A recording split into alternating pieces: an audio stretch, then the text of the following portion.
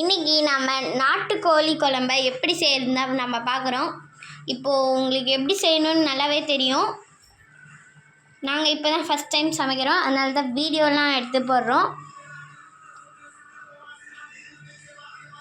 நீங்கள் எப்பயும் போல் வைக்கிற மாதிரியே வச்சுக்கோங்க. நல்லா நீங்கள் கொதிக்க விட்டுக்கோங்க. கிரேவி நம்ம செய்கிறோம், அதுக்கு தனியாக மசாலா நம்ம எடுத்து வச்சுக்கலாம். உங்களுக்கு மசாலாலாம் எப்படின்னு செய்யணும்னு தெரியும். வெங்காயம்லாம் போட்டு நம்ம இப்போ தாளிக்கிறதுக்கு வெங்காயம் தான் பார்க்க போகிறோம். நம்ம வெங்காயம் கருவேப்பிலலாம் அரைச்சாச்சு. எப்படி இந்த மாதிரி பொடி பொடியாக அரிஞ்சுக்கோங்க. ரொம்ப அரிய வேணாம், இந்த மாதிரி சைஸுக்கு வேணால் அரிஞ்சிக்கலாம். கருவேப்பிலை. இப்போ நம்ம சாப்பாடு எந்த ஸ்டேஜில் இருக்குதுன்னு பார்க்கலாம். நல்லா தான் இருக்குது. நம்ம ஒரு குட்டி பிரேக் தான் பார்க்க போகிறோம், பாருங்கள். அடிமொழியை தாண்டி நம்ம மண்ணோட பெருமையும் வீரத்தையும் ஈரத்தையும் நாகரிகன்ற பேரில் மறந்துடாமல் அடுத்த ஜென்ரேஷனில் எடுத்துன்னு போய் சேகணும். அவ்வளோதாங்க. தேங்க்ஸ். என் ஆசா, என் அம்மா, அவங்களுக்கு தேங்க்ஸ். இந்த டைலாக் உங்கள் வாழ்க்கையிலையும் யூஸ் ஆகும் நம்புகிறேன்.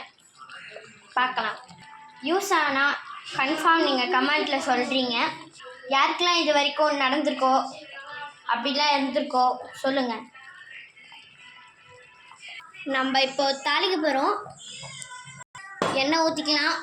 கடுகுலாம் பருப்போட போட்டுக்கலாம். கடுகு எப்படி தெளிக்குதுன்னு மட்டும் பாருங்கள். போதுமா?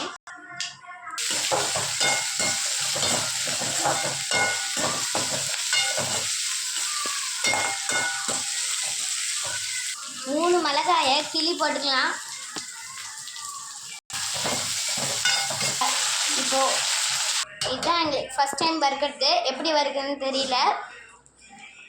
உங்களுக்கு எப்படி வறுக்கிறது தெரிஞ்சால் கமெண்ட்டில் சொல்லுங்கள். இப்போது வறுக்கிறத நல்லா சுண்டுட்டோம் கிரேவி பண்ணுறது. இப்போது குழம்புலாம் சாப்பாடு ரெடி ஆயிடுச்சு. நம்ம கடைசியில் செஞ்சிட்டோம்.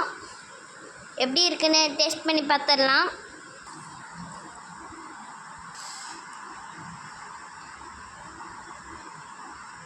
இப்போ டேஸ்ட் பண்ணி பார்க்க போகிறோம். லைக் அண்ட் சப்ஸ்கிரைப் பண்ணுங்கள். கஷ்டப்பட்டு இந்த வீடியோ எடுத்தோம், அதுவும் பக்கத்து வீட்டில் ஃபோனை வாங்கி. கன்ஃபார்ம் நீங்கள் லைக் போடுவீங்கன்னு நினைப்பேன்.